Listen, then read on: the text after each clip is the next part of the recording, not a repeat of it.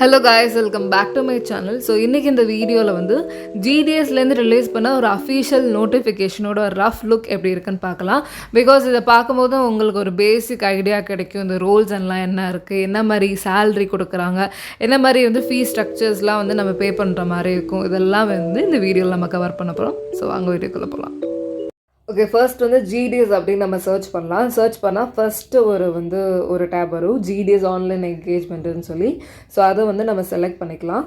இதில் வந்து left top corner, left top போங்க. அதில் பார்த்தீங்கன்னா நோட்டிஃபிகேஷன் அப்படின்னு ஒரு டேப் இருக்குங்களே, அதை செலக்ட் பண்ணுங்கள். ஸோ அதில் பார்த்தீங்கன்னா 3 ஆப்ஷன் காட்டும். டிஸ்கிரிப்டிவ் நோட்டிஃபிகேஷன் அப்படின்றத ஃபஸ்ட்டு ஒன்று செலக்ட் பண்ணுங்கள். ஒரு பிடிஎஃப் வந்து டவுன்லோட் ஆகும். ஸோ அது டவுன்லோட் ஆகட்டும். வந்து இப்போ நோட்டிஃபிகேஷன் ஆன் த பிடிஎஃப் இன்னும் வந்து அஃபீஷியல் நோட்டிஃபிகேஷன் 2025க்கு இன்னும் ரிலீஸ் ஆகலை. இது வந்து லாஸ்ட் இயரோட பிடிஎஃப் தான் வந்து இன்னும் ஆன்லைன் வெப்சைட்டில், அதாவது ஜிடிஎஸோட அஃபீஷியல் வெப்சைட்லேயே பார்த்தீங்கன்னா 2024க்கான பிடிஎஃப் தான் இருக்குது. இன்னும் 2025க்கு எந்த பிடிஎஃப்ஸும் வரல. அதாவது அஃபீஷியலாக எந்த ஒரு இன்ஃபர்மேஷனும் வரல. பட் அன்அஃபீஷியலாக வந்து இன்ஃபோ என்ன அப்படின்னா ஃபெப் 1லேருந்து வந்து நம்ம அப்ளை பண்ணலாம் அப்படின்ற மாதிரி, அந்த போர்ட்டல் ஓப்பன் ஆகும் அப்படின்ற மாதிரி அன்அஃபிஷியலாக சொல்லியிருக்காங்க. பட் அஃபீஷியலாக வந்து நமக்கு இன்னும் வந்து எதுவுமே தெரிய வரல. இதில் பேசிக் இன்ஃபோஸ் மட்டும் பார்க்கலாம். ஏன்னா வந்து 2024க்கும் அந்த பிடிஎஃப்க்கும் வர பிடிஎஃப்க்கு என்ன பெருசாக வித்தியாசம் ஆகும்னா, ரெஜிஸ்ட்ரேஷன் டேட்டு, அந்த எடிட் பண்ணி கரெக்ஷன் பண்ணுற டேட்ஸ், இது மட்டும்தான் மாறும். மோர் ஆர்லெஸ் வந்து இந்த இன்ஃபர்மேஷன் எல்லாமே, அதில் கொடுத்துருக்க பேசிக் இன்ஃபர்மேஷன்ஸ் எல்லாமே வந்து ஒன்றா தான் இருக்கும். பாருங்கள், இதில் ஃபர்ஸ்ட் என்ன கொடுத்துருக்காங்க அப்படின்னா, இந்த ஜாப் வந்து இந்த ஜிடிஎஸ் பொறுத்த வரைக்கும் 2 விதமான பதவிகள் இருக்குது. ஒன்று வந்து பிபிஎம், இன்னொன்று வந்து ஏபிபிஎம். ஸோ பிபிஎம்னா நம்மளுக்கு வந்து பிரான்ச் போஸ்ட் மாஸ்டர், ஏபிபிஎம்னா அசிஸ்டன்ட் பிரான்ச் போஸ்ட் மாஸ்டர். நான் ஆல்ரெடி வந்து 2 பேர்த்தோட பிபிஎம்மோட ஏபிபிஎம்மோட ரோல்ஸ் அண்ட் ரெஸ்பான்சிபிலிட்டிஸ் என்ன, எப்படிலாம் வேலை இருக்கும், என்ன மாதிரி ஜாப் நேச்சர் அப்படிலாம் வந்து ஒரு பெரிய வீடியோ வந்து நான் மேக் பண்ணியிருக்கேன். வேணால் டிஸ்கிரிப்ஷன் லிங்க் தானே, இந்த வீடியோ செக் அவுட் பண்ணிடுங்க. பட் ரஃபாக இதுக்கு ஒரு ஐடியா கொடுத்துட்றேன். ஸோ பிபிஎம் அப்படின்றவங்க வந்து ஆஃபீஸ் ஹேண்டில் பண்ணிகிட்டு இருப்பாங்க. அவங்களோட முழுக்க வேலை வந்து ஆஃபீஸ்லேயே இருந்து ஆஃபீஸ் ரிலேட்டட் ஒர்க் தான் அவங்களுக்கு. ஓகேவா? ஸோ அவங்க வந்து வெளியே அலைய தேவையில்லை, ஆஃபீஸில் இருக்க ஒர்க் தான். அதோட அவங்களோட டியூரேஷன் பார்த்திங்கன்னா எவ்வளோ நேரம் வேலை இருக்குன்னு பார்த்தீங்கன்னா மேக்ஸிமம் 4 to 5 hours. ஓகேவா? மேக்ஸிமம் 4 to 5 hours பிபிஎம்ன்றவங்க வந்து ஆஃபீஸ் ஹேண்டில் பண்ணிகிட்டு இருப்பாங்க.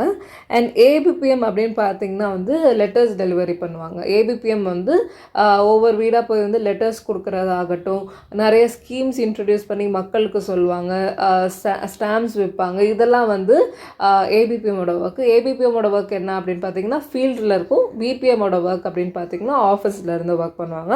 இதுதான் வந்து 2 பேர்த்தோட பெரிய வித்தியாசம். நீங்கள் வந்து முழுசாக டீட்டெயிலாக என்னென்ன மாதிரியெல்லாம் ஒர்க் இருக்கும் அப்படின்னு தெரிஞ்சுக்கணுங்கன்னா மறக்காமல் அந்த வீடியோ செக் அவுட் பண்ணி பாருங்கள். லிங்க் வந்து டிஸ்கிரிப்ஷனில் தரேன். அண்ட் தக்ஸ் சேவாக் அப்படின்னு இன்னொரு ரோலும் இருக்குது. இந்த ரோல் வந்து சிமிலர் டு ஏபிபிஎம். 2 பேருமே வந்து ஏபிபிஎம் அண்ட் ஏபிபிஎம்மோட தக்ஸ் சேவாக்கோட ரோல்ஸ் வந்து சிமிலர் தான். லெட்டர்ஸ் டெலிவரி பண்ணுவாங்க. அண்ட் வந்து பிபிஎம் என்னதான் அடிஷ்னல் ஒர்க் சொன்னால் வந்து அதையும் செய்கிற மாதிரி இருக்கும்.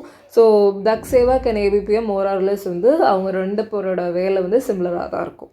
ஓகே, இதோட சேலரி பார்த்துருவோம் நம்ம. ஸோ இப்போ வந்து பிபிஎம்க்கு வந்து என்ன சேலரி ரேஞ்ச் கொடுத்துருக்காங்கன்னா 12,000 to 29,380 அப்படின்னு கொடுத்துருக்காங்க. ஸோ இது வந்து பேசிக் பே. 12,000ன்றது எந்த அலவன்ஸையும் சேர்க்காம பேசிக் பே. இதை நம்ம நல்லா புரிஞ்சுக்கணும். வெறும் 12,000 ரூபா தானா அப்படின்னு நினச்சிடாதீங்க. பிபிஎம்மோட பேசிக் பே வந்து 12,000. நான் எந்த அலவன்ஸையும் ஆட் பண்ணாமல் வெறும் பேசிக் பே மட்டும் தான் போட்டிருக்காங்க. அண்ட் நீங்கள் வந்து ரிட்டையர் ஆகும்போது நீங்கள் ஜிடிஎஸ்ல இதே போஸ்டிங்கில் தான் இருப்பேன், நான் இதுலேயும் மாற மாட்டேன், வேறு எக்ஸாம்ஸ்லாம் எதுவுமே எனக்கு வேண்டாம், நான் இதிலே இருக்கிறேன் அப்படின்னா நீங்கள் ரிட்டையர் ஆகும்போது உங்களோட பேசிக் பே பார்த்தீங்கன்னா 29,380 இதாக தான் இருக்கும். ஓகேவா?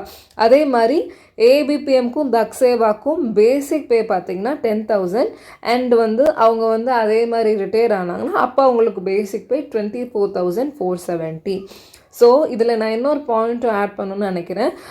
பேசிக் பே வந்து 12,000. ஃபார் எக்ஸாம்பிள் பிபிஎம்மோட பேசிக் பே 12,000னா அலவன்ஸ்லாம் சேர்த்து என்னென்ன மாதிரிலாம் வரும். அலவன்ஸ் வந்து ஒரு 3,800 அந்த மாதிரி சில அலவன்ஸ் ஆட் ஆகும். ஸோ மோர் ஆர் லெஸ் பார்த்திங்கன்னா பிபிஎம்முக்கு எனக்கு தெரிஞ்சு 1 மந்த்துக்கு ஒரு 20க்குள்ளே வரும். 20 அந்த ரேஞ்சில் வரும். ஏபிபிஎம்க்கு ஒரு 15 above 15 to அந்த 18க்குள்ளே வரும். ஸோ இதுதான் வந்து அந்த அந்த எனக்கு எக்ஸாக்டாக வந்து என்ன மந்த்லி அந்த அலவன்ஸ் கொஞ்சம் மாறும். ஸோ எக்ஸ்ட்ரா அலவன்ஸ் வேறு தருவாங்க உங்களுக்கு, ஸ்டேஷ்னரி அலவன்ஸ் அந்த மாதிரி நிறைய அலவன்ஸ் இருக்குது. பட் அது கொஞ்சம் டிஃபர் ஆகும். பட் ஷுவராக சொல்லணும்னா பிபிஎம்க்கு வந்து 20 ஷுவராக சொல்லலாம், 18 to 20 சொல்லலாம். ஏபிஎம்க்கு 15 to 18 வந்து ஷுவராக சொல்லலாம். ஸோ இதுதான் அவங்களோட சேலரி டீட்டெயில்ஸ். ஏஜ் லிமிட்ஸ் பார்த்தீங்கன்னா வந்து மினிமம் வந்து 18 years, மேக்ஸிமம் 40 years.